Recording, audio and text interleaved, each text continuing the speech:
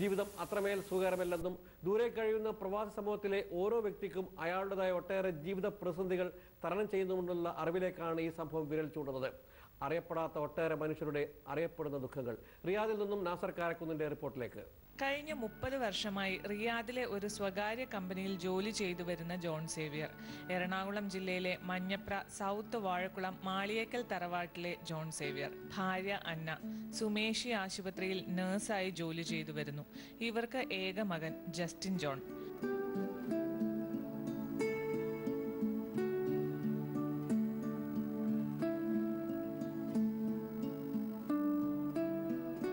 പഠിക്കാൻ മിടുക്കൻ, ശാന്തശീലൻ, water polo താരവും നീന്തൽ വിദഗ്ധനും നിരവധി തവണ നീന്തൽ മത്സരങ്ങളിൽ ജേതാവുമാണ്.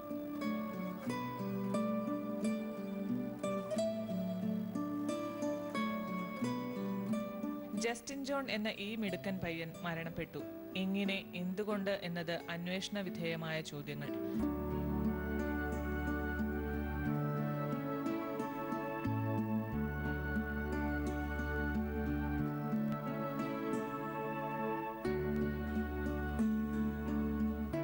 +2 പൂർത്തിയാക്കിയതിന് ശേഷം അവൻ്റെ ആഗ്രഹം എയറോസ്പേസ് എഞ്ചിനീയറിംഗ് പഠിക്കണമെന്നായിരുന്നു. അതനുസരിച്ചിട്ട് നോയിഡയിലുള്ള അമിറ്റി യൂണിവേഴ്സിറ്റിയിൽ ജോയിൻ ചെയ്തു. കഴിഞ്ഞ വർഷം 2009 ഓഗസ്റ്റ് 3-ാം തീയതിയാണ് ജസ്റ്റിൻ അവിടെ ജോയിൻ ചെയ്തത്. സെപ്റ്റംബർ 3-ാം തീയതി ഞങ്ങൾക്കൊരു വേക്കപ്പ് കോൾ വന്നു. ജസ്റ്റിൻ മരിച്ചുപോയി. ഞാൻ യൂണിവേഴ്സിറ്റിയായിട്ട് ബന്ധപ്പെട്ടു. അപ്പോൾ അവർ പറഞ്ഞത് സ്വിമ്മിംഗ് പൂളിൽ വെച്ച് കാർഡിയാക് അറസ്റ്റ് ഉണ്ടായിട്ടാണ് മകൻ മരിച്ചത്. ജോൺ സേവ്യറിന്റെയും അന്നയുടെയും ഏക മകനാണ് ഇങ്ങനെ ദാരുണമായി മരിച്ചത്. എല്ലാ മരണങ്ങളും വേർപാടുകളും എല്ലാവർക്കും വേദനാജനകം തന്നെയാണ്. പക്ഷേ ഈ നഷ്ടദുഃഖം ആഴമേറിയതാണ്. കഴിഞ്ഞ 30 വർഷമായി റിയാദിൽ കഴിയുന്ന ജോൺ സേവ്യർ അന്ന ദമ്പതികളുടെ ജീവിതത്തിലെ ഏക പ്രതീക്ഷയും മോഹവും സ്വപ്നവും സങ്കല്പവുമെല്ലാം ഒരു ദിവസം കൊണ്ടാണ് തകർന്നത്. ഉത്തർപ്രദേശിലെ നോയിഡയിലെ അമീറ്റി ഡീംഡ് യൂണിവേഴ്സിറ്റിയിലെ എയറോസ്പേസ് ഏവിയോണിക്സിലെ വിദ്യാർത്ഥിയായ ജസ്റ്റിൻ ജോണിന്റെ മരണകാരണത്തിനിടെയുള്ള മാതാപിതാക്കളുടെ യാത്രയാണിത്. സ്വന്തം മകന്റെ അതിദാരുണമായ മരണത്തിന്റെ ഉത്തരവാദികൾ ആര് എന്നത് അവർക്കറിയേണ്ടതുണ്ട്. കാരണങ്ങൾ നിരവധിയുണ്ട്. സേവ്യർ അന്ന ദമ്പതികൾ കഴിഞ്ഞ കുറെ മാസങ്ങളായി ഉറങ്ങിയിട്ടില്ല.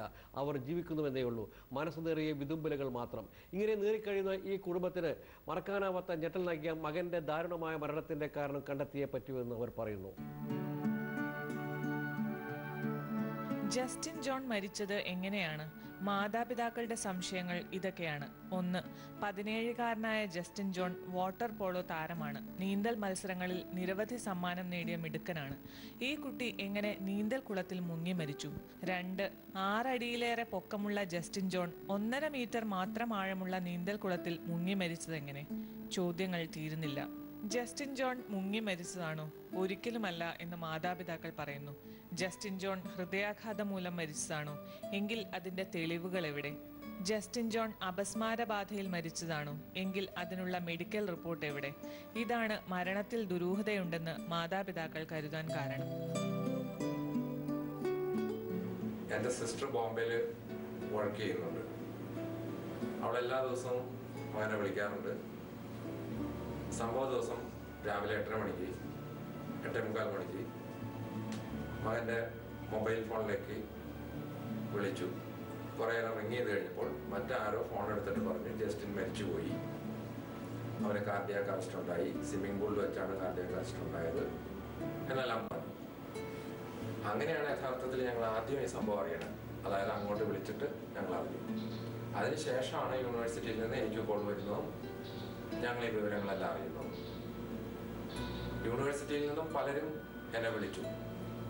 ജസ്റ്റിൻ്റെ ഹെഡ് ഓഫ് ദ ഡിപ്പാർട്ട്മെൻറ്റ് ഒരു വേദപ്രകാശ് സാൻലസ്, അദ്ദേഹം എന്നോട് പറഞ്ഞു, ഈ വേദപ്രകാശ് സാൻലസ് നമ്മുടെ ഫോർമർ പ്രസിഡന്റ് അബ്ദുൽ കലാമിൻ്റെ കൊളീഗാണ്. തുമ്പയിൽ അവർ ഒരുമിച്ച് വർക്ക് ചെയ്തവരാണ്. യഥാർത്ഥത്തിൽ അങ്ങനെയുള്ള ഒരു ഫാക്കൽറ്റിയുടെ കീഴിൽ പഠിക്കുന്നതിൻ്റെ നല്ല വശം കണ്ടുകൊണ്ടാണ് മകനെ അവിടെ ഞാൻ പറഞ്ഞു വിടുന്നത് തന്നെ. കൂടാതെ മകൻ്റെ വാർഡൻ ഒരു ലേഡി അവരെന്നെ വിളിച്ചിരുന്നു.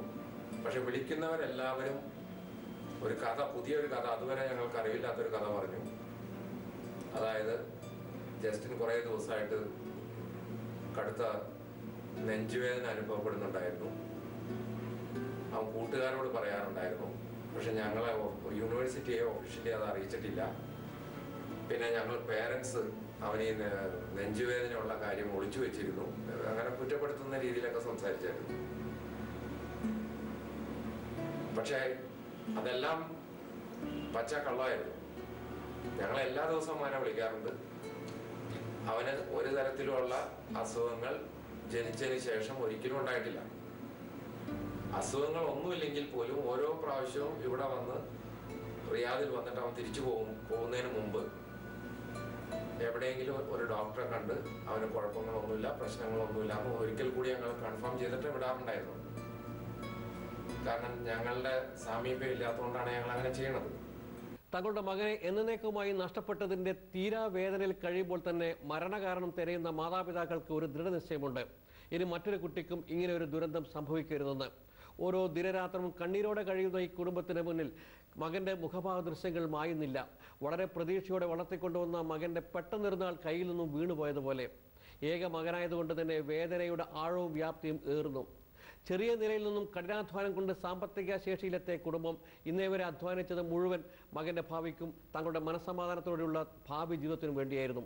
അതൊക്കെ ഒറ്റ ദിവസം കൊണ്ട് തകർന്നറിഞ്ഞുവെന്ന് ഇവർ പറയുന്നു. പക്ഷേ ജീവിതത്തിൻ്റെ ലക്ഷ്യം, അത് മഹത്തായ ലക്ഷ്യം തന്നെ കണ്ടെത്തിയേ പറ്റൂ എന്ന ദൃഢനിശ്ചയത്തിലാണ് ഈ ദമ്പതികൾ.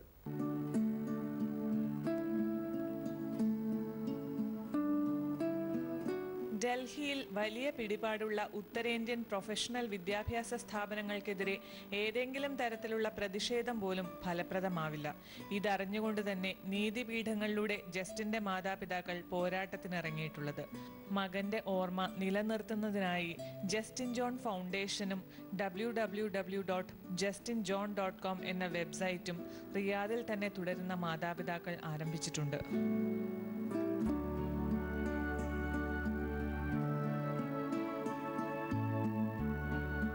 അങ്ങനെ ഞങ്ങളുടെ അറിവിൽ ജസ്റ്റിന് ഒരു തരത്തിലുള്ള അസുഖങ്ങളും ഇല്ലായിരുന്നു.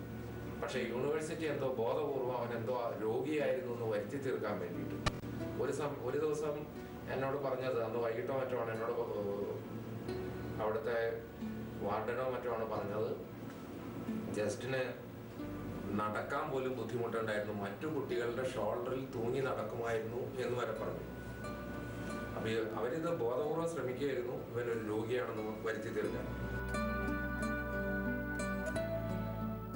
മകന്റെ മരണത്തിന് ഉത്തരവാദികൾ ആരായാലും അവരെ നിയമത്തിന് മുന്നിൽ കൊണ്ടുവന്നേ തങ്ങൾക്ക് വിശ്രമമുള്ളൂ എന്ന് ജസ്റ്റിൻ ജോണിന്റെ മാതാപിതാക്കൾ പറഞ്ഞു. 3 പതിറ്റാണ്ട് വർഷം തങ്ങളുടെ പ്രവാസ ജീവിതം കൊണ്ട് നേടിയതെല്ലാം തങ്ങളുടെ വാത്സല്യനിധിയായിരുന്ന മകന്റെ മരണകാരണം കണ്ടെത്താൻ ചെലവഴിക്കുമെന്നാണ് ഇവർ പറയുന്നത്. ഇനിയുള്ള പ്രവാസ ജീവിതം അതിനായി അർപ്പിക്കപ്പെട്ടിരിക്കുകയാണ്. മലയാളികളായ പ്രവാസികൾ, അതും സാമ്പത്തിക ശേഷിയുള്ള പ്രവാസികൾ, മക്കളെ മികച്ച നിലയിൽ പഠിപ്പിക്കാൻ ആഗ്രഹിക്കുക സ്വാഭാവികം. ഇന്ത്യയിൽ തന്നെയുള്ള വളരെ മികച്ചതെന്ന് അവകാശപ്പെടുന്ന പ്രൊഫഷണൽ വിദ്യാഭ്യാസ സ്ഥാപനങ്ങളിലേക്കാണ് മക്കളെ പഠിപ്പിക്കാൻ അയക്കുന്നത്. അതുകൊണ്ട് തന്നെ ഇന്ത്യയിലെ, പ്രത്യേകിച്ച് ഉത്തരേന്ത്യയിലെ പ്രൊഫഷണൽ വിദ്യാഭ്യാസ സ്ഥാപനങ്ങളെ സംബന്ധിച്ച് മലയാളികൾക്ക് ശരിയായ വിവരം ലഭ്യമാക്കാൻ ആവശ്യമായ നടപടികൾ എടുക്കേണ്ടതുണ്ട്. ഉന്നത വിദ്യാഭ്യാസം എന്നത് ആവൽക്കരമായ അവസ്ഥയിൽ എത്തിക്കുന്നതായിരിക്കരുത്.